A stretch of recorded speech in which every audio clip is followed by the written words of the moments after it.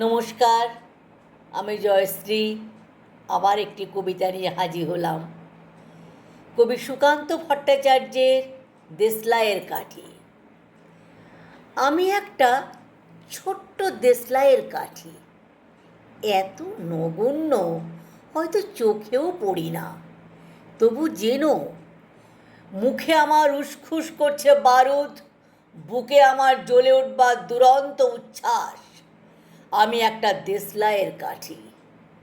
মনে আছে সেদিন হুলুস্থুলু বেঁধেছিল, ঘরের কোণে জ্বলে উঠেছিল আগুন, আমাকে অবজ্ঞা ভরে না নিভিয়ে ছুঁড়ে ফেলায়। কত ঘরকে দিয়েছি পুড়িয়ে, কত প্রাসাদকে করেছি ধূলিসাৎ, আমি একাই ছোট্ট একটা দেশলাইয়ের কাঠি। এমনই বহু নগর, বহু রাজ্যকে দিতে পারি ছারখার করে, তবুও অবজ্ঞা করবে আমাদের। মনে নেই এই সেদিন আমরা সবাই জ্বলে উঠেছিলাম একই বাক্সে, চমকে উঠেছিলাম, আমরা শুনেছিলাম তোমাদের বিবর্ণ মুখের আর্তনাদ।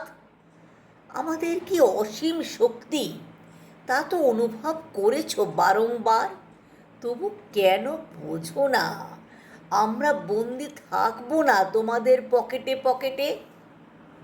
আমরা বেরিয়ে পড়ব, আমরা ছড়িয়ে পড়ব শহরে গঞ্জে গ্রামে, দিগন্ত থেকে দিগন্তে।